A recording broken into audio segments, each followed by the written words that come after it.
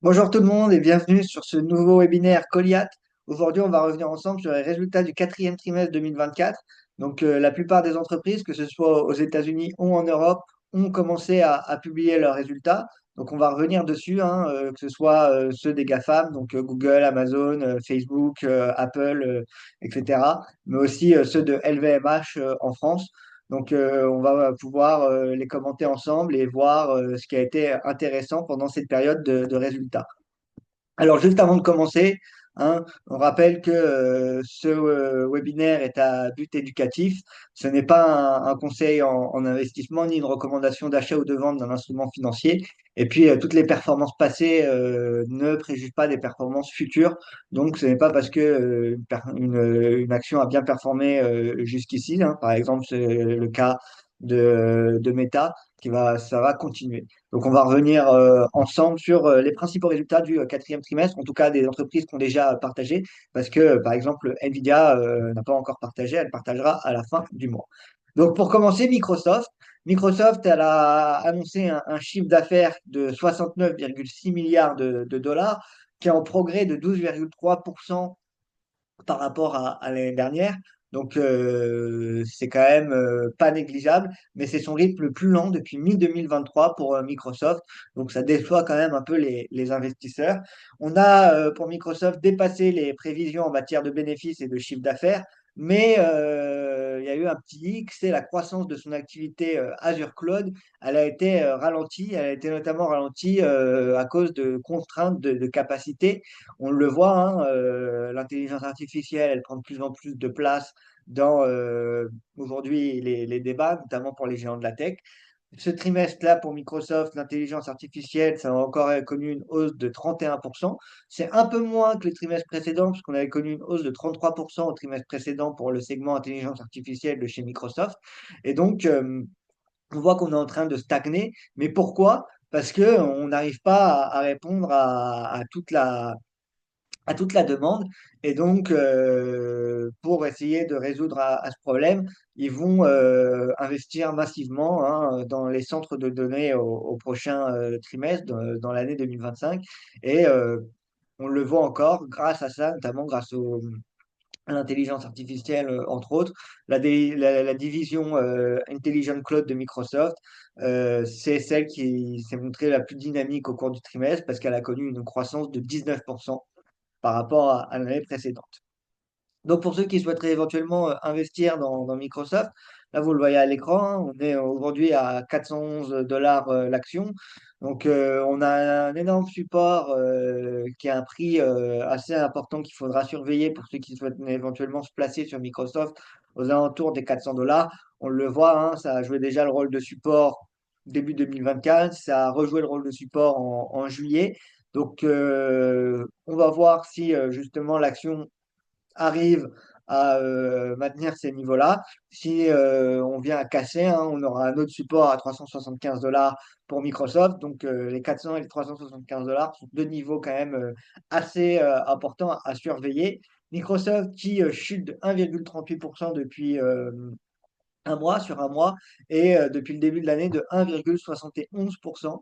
On va voir si Microsoft va réussir justement là, vers les 400 dollars, à rebondir et à repartir. Ce sera à suivre d'ici les prochaines semaines. Sinon, on a aussi Google, Alphabet, la maison mère de Google, qui a partagé ses résultats. Là encore, des résultats qui sont plutôt corrects parce qu'un chiffre d'affaires qui progresse de 12% par rapport à l'année précédente et qui atteint les 96,5 milliards de dollars. Donc, on est presque à 100 milliards de dollars pour Alphabet. On a aussi un bénéfice net qui, cette fois-ci, a fortement augmenté, contrairement à LVMH, on y reviendra un peu plus tard. Son bénéfice net qui augmente de 28%, c'est impressionnant et ça a permis donc à dégager un bénéfice par action de 2,15 dollars et c'est une hausse de 31% du bénéfice par action, donc c'est pas négligeable, hein. Tous ceux qui détiennent une action Google vont recevoir un dividende de 2,15 dollars par action ce trimestre. C'est pas négligeable. On voit aussi que Google Cloud continue à afficher une croissance impressionnante, hein, plus de 30% de croissance pour Google Cloud, qui atteint 12 milliards de dollars de revenus. Et Alphabet qui, comme Microsoft, hein, fait face à la forte demande dans l'intelligence artificielle et donc qui prévoit d'investir 75 milliards de dollars en 2025 justement sur ce secteur-là, donc que ce soit à travers des centres de données ou autres. Donc là, pour l'action Google, on le voit, hein, on connaît un début d'année assez difficile pour l'action Google. Une action qui chute justement sur 5 jours de presque d'un peu plus de 3% pour revenir à 185 $, qui depuis le début de l'année perd 1,87% et sur un mois perd 2,71%. Donc Google, hein, qui va revenir éventuellement aux alentours des 180 $, hein, où on voit qu'on a un niveau assez intéressant, ou sinon qui pourrait revenir vers le gap qui était aux alentours des 173, 174 $. Voilà, donc Google qui inquiète les investisseurs du fait de ces investissements massifs justement prévus pour 2025, 75 milliards. C'est quand même un montant assez important, ce qui explique que le cours recule et descend, chute. On était passé en début d'année, au mois de janvier, au-dessus des 200 $ et là, on est en dessous des 200 $ pour l'action Google. Amazon. Amazon, de son côté, elle aussi a un chiffre d'affaires au quatrième trimestre qui est en hausse, hein, qui augmente de 10%, donc qui s'élève à 187,8 milliards de dollars, et qui, sur l'année 2024, un chiffre d'affaires de 638 milliards de dollars, en hausse de 11%. Là, on le voit aussi, Amazon qui continue de bénéficier de bons chiffres, notamment le Black Friday et le Cyber Monday qui continuent de générer des revenus records, parce que cette année, on voit que les ventes en ligne ont augmenté de 7% pour le géant électronique Amazon. Et le bénéfice net, lui, il a presque doublé. Il atteint 20 milliards de dollars et un bénéfice par action qui, lui, atteint 1,86 milliard de dollars. Et puis, on le voit encore, hein, le revenu, le AWS, qui est là encore une fois le segment le plus rentable de l'entreprise et a vu ses revenus fortement augmenter encore une fois pour atteindre 28,8 milliards de dollars. Et contrairement au Microsoft ou Alphabet qui étaient en chute depuis le début de l'année, Amazon continue sur sa bonne lancée, hein, parce qu'on a atteint même les 240 $ rapidement en début 2025. Et sur un mois, elle est en hausse l'action de 6,55% et depuis le début de l'année de 5,69%. Seul petit hic, sur les 5 derniers jours, on a connu une baisse de 1,65% sur Amazon. C'est loin d'être très inquiétant. Amazon qui va continuer sa belle performance. On le voit là à l'écran, on a un support aux alentours des 200 $ à suivre, action à suivre, mais en tout cas qui continue à profiter de l'engouement pour les ventes en ligne cette année. Il risque d'y avoir un petit recul en 2025, c'est ce qu'elle a dit dans les résultats, mais rien d'alarmant du côté de Amazon. Meta. Alors Meta, c'est le grand gagnant depuis le début de l'année, hein, parce que depuis le début de l'année, on a une progression de presque 15% de Meta. On le verra un peu plus tard quand on passera au cours de l'action. Et elle surperforme largement ses concurrents depuis le début de l'année. On a un chiffre d'affaires en hausse de 21% cette année pour Meta, qui s'élève à 48,4 milliards de dollars sur le trimestre. On a aussi un chatbot qui connaît une adoption fulgurante alors qu'il n'est pas encore disponible en France, Meta AI, mais dans le monde, c'est déjà disponible et ça a comptabilisé plus de 600 millions d'utilisateurs en décembre dernier.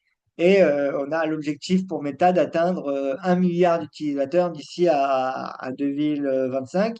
Alors, par contre, petit hic pour la société, hein, c'est les prévisions de revenus pour le trimestre en cours ont déçu et la société reste prudente sur 2025. Notamment, elle parle notamment de contraintes réglementaires.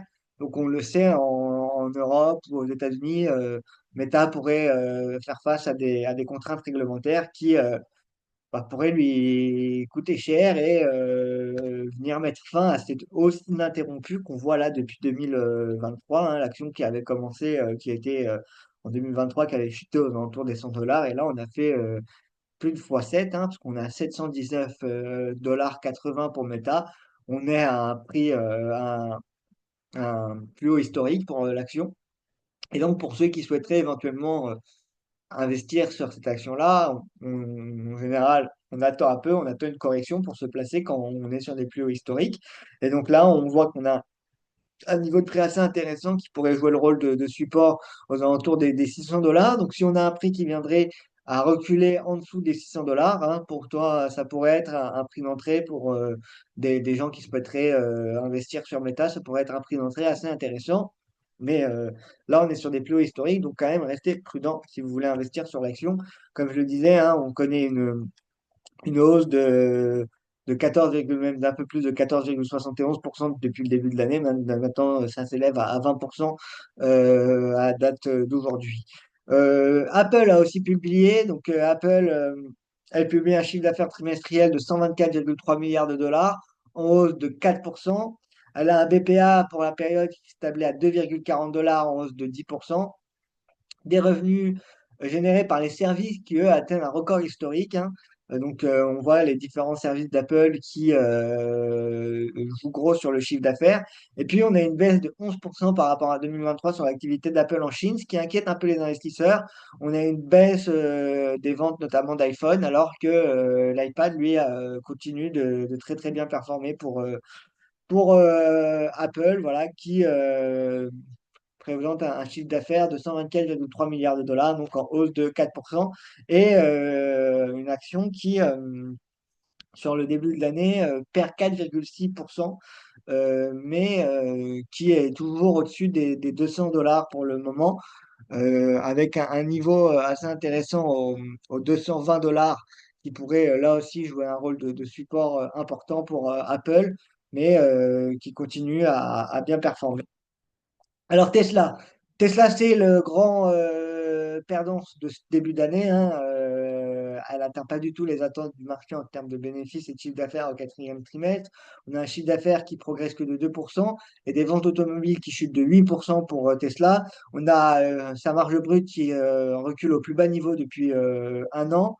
Voilà, la seule satisfaction qu'on a trouvée dans les résultats de Tesla, c'est sa division de stockage d'énergie qui, elle, est en hausse de 113%. Donc, on le voit, hein, c'est aujourd'hui une division et un secteur qui prend de l'ampleur de plus en plus. Et trimestre après trimestre, ça dégage de bonnes performances pour Tesla. Voilà, donc maintenant, on tape sur deux choses pour Tesla. Déjà, on attend des modèles plus abordables pour 2025 et on attend aussi à ce que Tesla optimise sa production, donc ce qui devrait euh, monter à 3 millions de véhicules annuels de produits pour l'entreprise américaine. Et puis, on attend aussi avec impatience l'arrivée du Cybercab, donc le robot-taxi de Tesla, qui est prévu pour 2026. Et pour Tesla, ça devrait être un franc succès. Donc, on verra comment ça fonctionne. Et là, on le voit sur le graphique, hein. Tesla qui a connu une période de grosse chute parce qu'on était à plus de 450 dollars cet été, hein, en juillet 2024. Et là, on descend sous les 350 dollars pour Tesla. On est à 328 dollars aujourd'hui. On a une action qui perd 15,19% sur les 5 jours, qui perd 18,55% sur un mois. Donc, Tesla a surveillé de près. Pour ceux qui souhaiteraient se placer sur Tesla, on a un niveau de support assez intéressant aux alentours des 263 dollars, ce qu'il faudra suivre avec attention. Mais l'entreprise qui déçoit les investisseurs et qui recule assez fortement. Donc, restez prudent pour ceux qui souhaitent investir dans Tesla. Et puis enfin, on va revenir en Europe, hein, avec LVMH. LVMH qui, alors, c'est mitigé parce qu'elle a un chiffre d'affaires qui s'est établi à 87,4 à 84,7 milliards d'euros en 2024. C'est une hausse de 1% en organique. Donc, c'est plutôt bon signe, hein, c'est plutôt signe de reprise parce que l'année 2024 n'a pas été de tout repos pour LVMH, hein, et elle a vu justement ses bénéfices chuter de 17% à 15,5 milliards d'euros. Donc c'est quand même une chute assez importante pour LVMH, ce qui inquiète les investisseurs, hein. Depuis le début de l'année, on est en hausse de 7%, mais sur les 5 derniers jours, on a reculé un petit peu, parce qu'on perd, presque 1%, on verra ça sur le graphique, un peu plus tard. Et on a un cash flow disponible donc qui lui s'élève à 10,5 milliards d'euros et qui est en hausse de 29% pour LVMH, donc ça, c'est plutôt, positif. Voilà, donc une action qui est, redescendue en dessous des 700 €, avec un prix clé aux 600 € qui devrait quand même jouer le rôle de support si on vient encore à chuter pour LVMH. Mais LVMH qui a connu un trimestre et une année 2024 assez compliqués, même en termes de bourse, hein, on peut le voir, parce qu'on avait commencé l'année 2024 au-dessus des 800 € et on se retrouve aujourd'hui à 683 € pour LVMH. Donc, une action qui continue à reculer et qui, pour des investisseurs long terme, 600 € devrait être un prix quand même assez intéressant pour l'action. Voilà pour les principaux résultats hein, qu'on a déjà eus. Il y en a eu d'autres, bien évidemment. J'ai pas eu le temps de revenir sur tout, mais il y a eu notamment Uber qui a publié, Spotify, etc., PayPal et autres. Donc, il y a eu pas mal d'entreprises. On attend, comme je le disais, encore Nvidia dans les grosses entreprises qui devraient publier. On suivra tout ça, bien évidemment. Donc, n'hésitez pas à me suivre sur mon fil d'actualité Goliath, sur lequel je partage et j'essaye de résumer de temps en temps les résultats ou des news qui me paraissent intéressantes. Et puis, si vous avez apprécié cette vidéo, n'hésitez pas à la liker et à la partager.